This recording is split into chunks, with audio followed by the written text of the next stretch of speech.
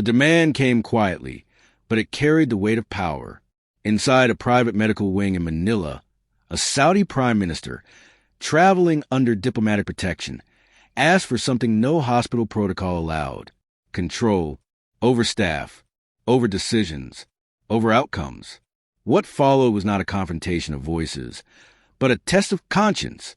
And one Filipino doctor made a choice that altered everything. The visit was never meant to be public. No press, no cameras, just a discreet arrival at a guarded hospital compound near the bay. The Saudi delegation moved with precision. Security first, medical staff second, dignity always preserved. To them, this was standard. In many countries, authority traveled with its own rules. The Philippines, they assumed, would be no different. The patient was not the prime minister himself, but a senior member of his inner circle collapsed during a closed-door economic meeting. Chest pain, irregular vitals, enough to justify emergency admission. The Saudi prime insisted on remaining nearby, overseeing every detail. Not as family, as authority. His presence reshaped the room before any doctor spoke. Hospital administrators complied at first. They understood diplomacy. They understood risk. Special corridors were cleared.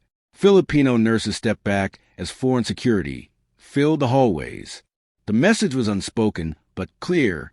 This case would not follow ordinary procedure. It would follow the will of the most powerful man in the room. Then Dr. Mateo Reyes arrived, mid-40s. Calm, unassuming, a cardiologist trained in Manila, refined abroad, returned home by choice. He reviewed the charts without looking at the guards, without acknowledging the prime minister's presence. To him, there was only a patient in distress, and time mattered more than titles. The Saudi prime spoke first. His voice was measured, practiced. He requested that only his personal medical advisors be allowed in the treatment room. Filipino staff could remain on standby. Dr. Reyes listened fully. He did not interrupt. When the request ended, the room waited for compliance or fear. Dr. Reyes responded slowly. He explained hospital protocol. Emergency care required the attending physician to lead. External advisors could observe but not override. The explanation was respectful, neutral, but the refusal was unmistakable. The prime minister's expression hardened, not with anger, but with disbelief. In other countries, this would have ended differently. Dr. Reyes knew that. He had seen hospitals bend under foreign pressure before. But he also knew Filipino law, medical ethics, and something quieter, responsibility.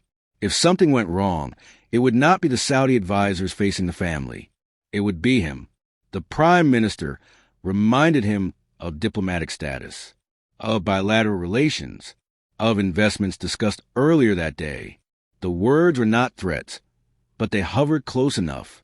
The room tightened. Nurses froze. Administrators avoided eye contact. This was the moment where hierarchy usually won. Dr. Reyes did not raise his voice. He did not argue politics. He said only this: in this hospital, my first duty is the patient's life, not power, not wealth, not consequences. The sentence landed softly, but it shifted the air. Silence followed, not defiance, but recalibration. Treatment began under Filipino supervision. For lines placed, imaging ordered. The Saudi advisors watched from behind glass, frustrated but contained. The patient stabilized. Slowly. Minutes passed. Then more. The urgency faded, replaced by cautious relief. No one spoke about control anymore. Only vitals. Outside the room, the prime minister sat alone. No phone calls. No commands. For the first time since arrival, he was not directing anything. He was waiting. It was unfamiliar. In that stillness, something changed, not in policy, but in posture. When Dr. Reyes emerged, he delivered the update plainly. The patient would recover. Early intervention had prevented major damage. The prime minister nodded. Then he asked a question quieter than before. If I had insisted, would he have survived? Dr. Reyes answered honestly, I don't know. That uncertainty lingered. Authority was used to certainty. Commands followed. Outcomes controlled. Medicine did not work that way. The Prime Minister thanked him briefly. No apology, no concession. But the tone had shifted from command to acknowledgement. The rest of the stay passed without demands. Filipino staff returned to their roles. Protocols held. The delegation adjusted. Word spread quietly among hospital workers, not as gossip, but as recognition. Someone had held the line, and nothing collapsed because of it. Days later, before departure, the Prime Minister requested a private meeting with Dr. Reyes. No administrators, no aides, just conversation. He spoke of hospitals in his own country, how authority shaped everything, how doctors rarely said no. He asked why this one did. Dr. Reyes spoke of training, of mentors who taught that skill meant little without integrity, of choosing to return to the Philippines because medicine here still required judgment, not obedience. He did not frame it as superiority, only difference. The Prime Minister listened longer than he spoke. Then he admitted something unexpected. In my world, he said, people protect me from consequences. Today, you did not. It was not gratitude, but it was respect. The delegation left without ceremony. No statement was released. No incident recorded.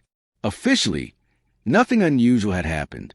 But inside the hospital, the story stayed, shared in fragments, always quietly.